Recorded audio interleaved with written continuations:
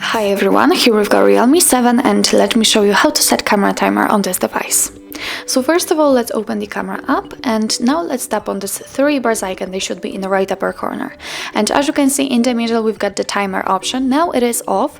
In order to turn it on, just tap on it. And now it has been changed. We've just set the 3 seconds delay.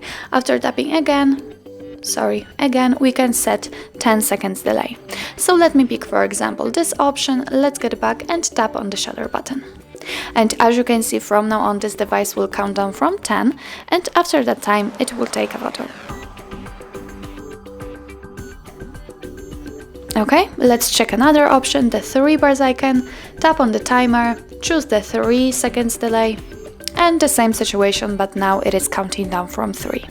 In order to turn off the timer, just go back to the settings and tap on the timer until you'll see that icon. Let's get back, and as you can see, from now on your device will take photos right after touching the shutter button. So that's all. This is how to set camera timer in your Realme 7. Thank you so much for watching, and if you find that this video was helpful, please hit the subscribe button and leave the thumbs up.